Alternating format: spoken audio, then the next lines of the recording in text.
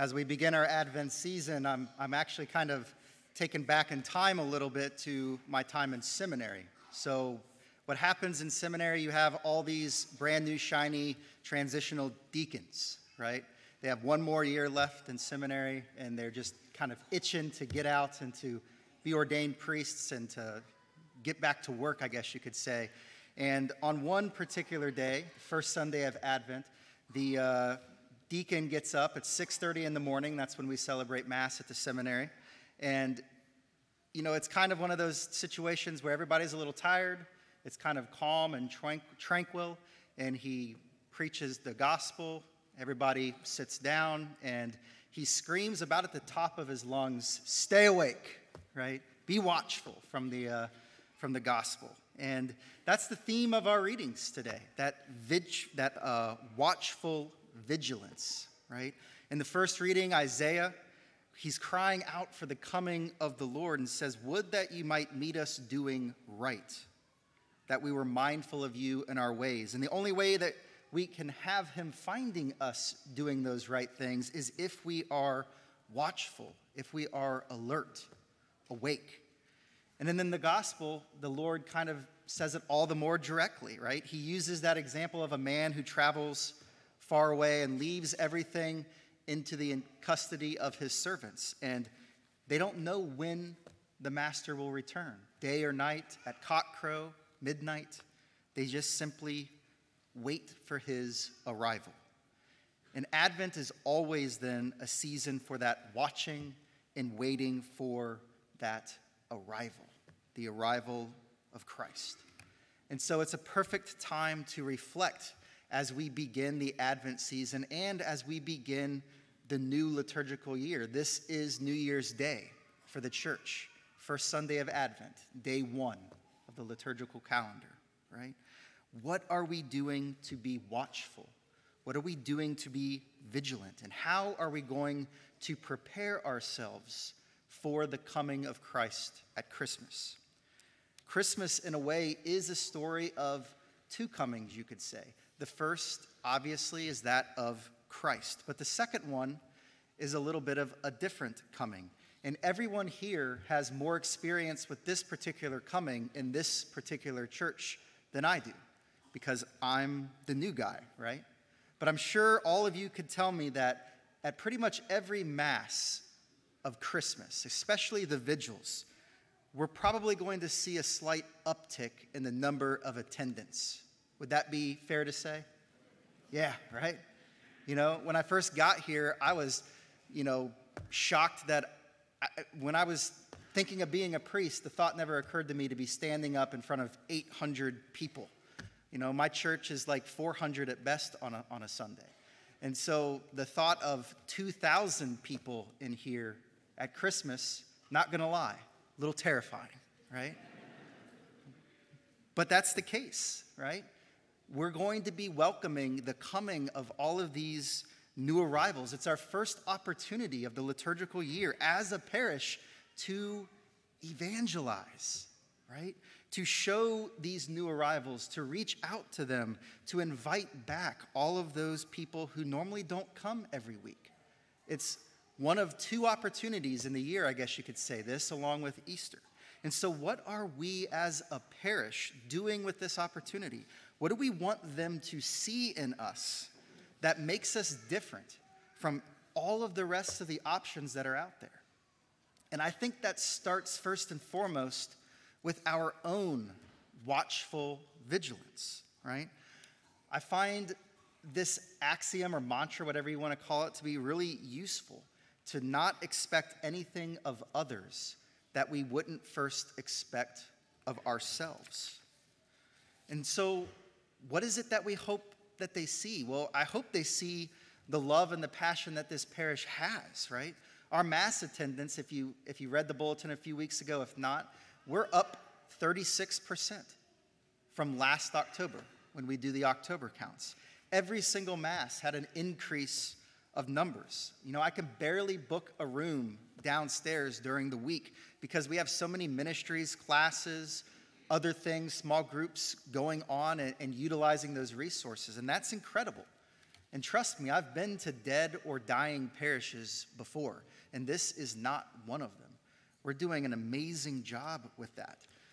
But we can always do better, right? We can always improve. And that's where I think this Advent, we can challenge ourselves. What should we be doing as a community that will show all of these new arrivals, our family and friends who haven't been here for the last year maybe, those people who,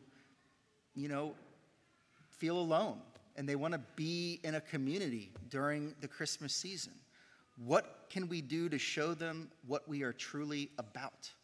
That we truly believe everything that happens here?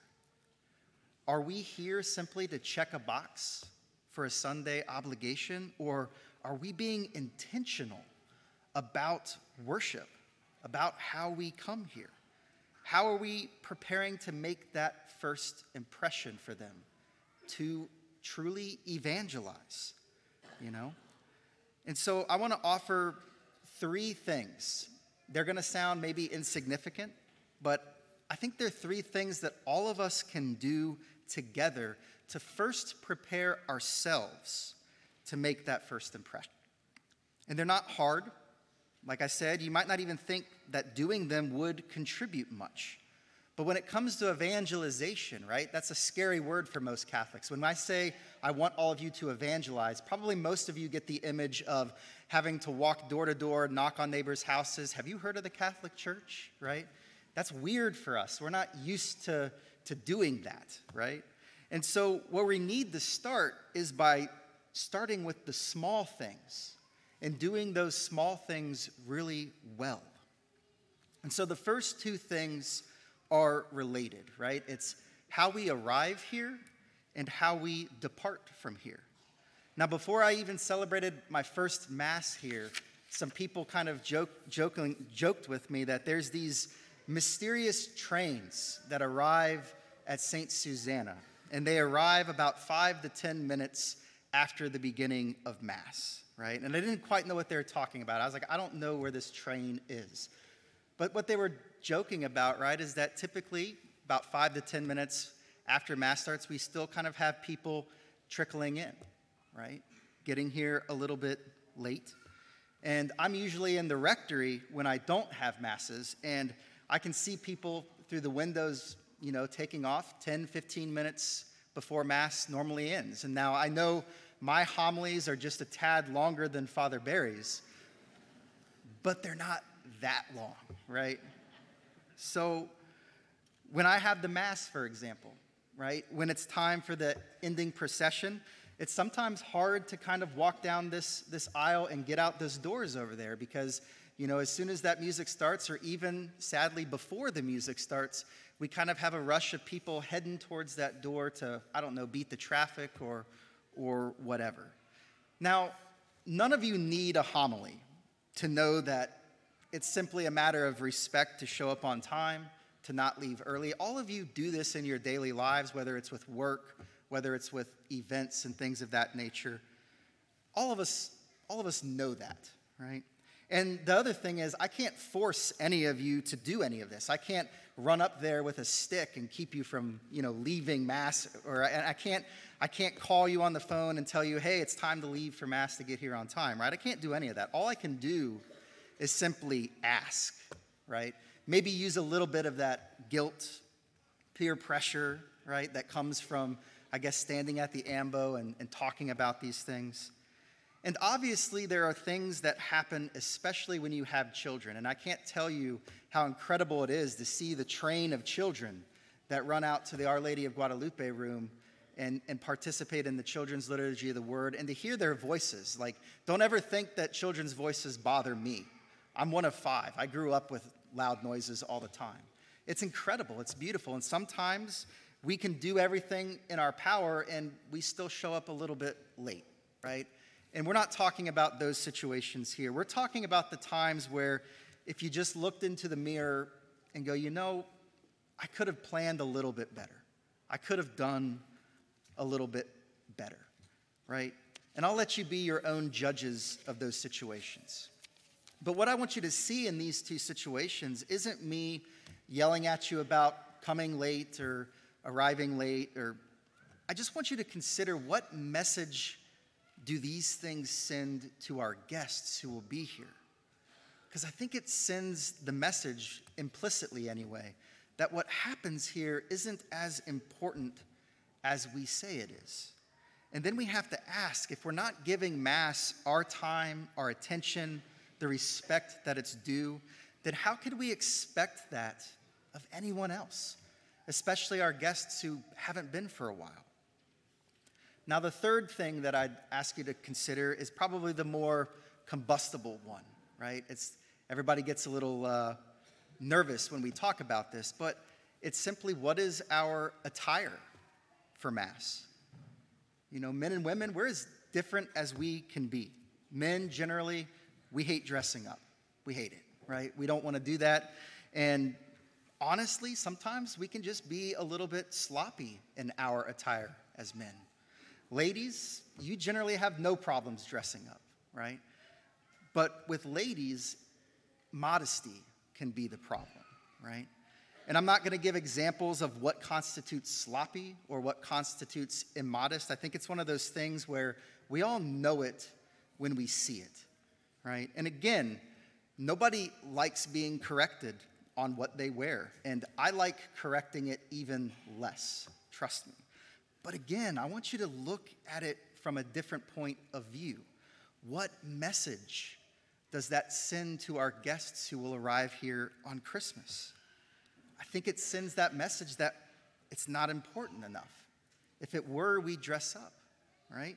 And if that's the case, then why should they come back the following Sunday if it's not truly that important? And so they're little things.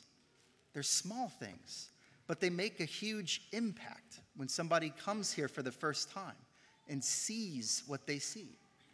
And so this Advent, we have some homework.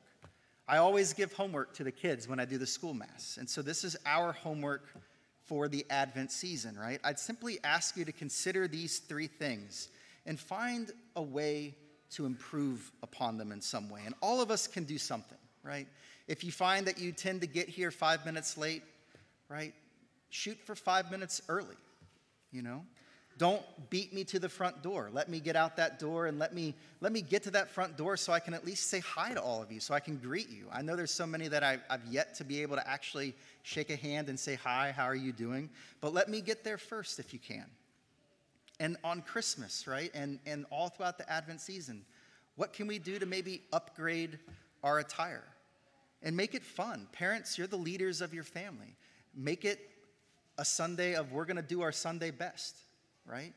And take a photo with me after Mass. We'll put it on Facebook or Instagram or whatever other social media stuff that we have, right? Hashtag Sunday Best or something like that. We'll find something fun to do with it. But come and take a photo and show that off, right?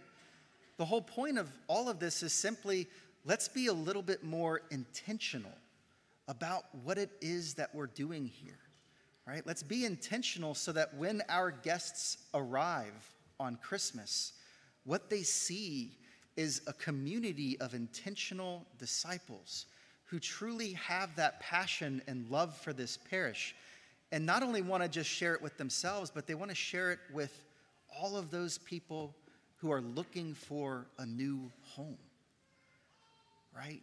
Watchful vigilance. Let's see how each of us can be that watchful vigilance in our own lives this Advent season.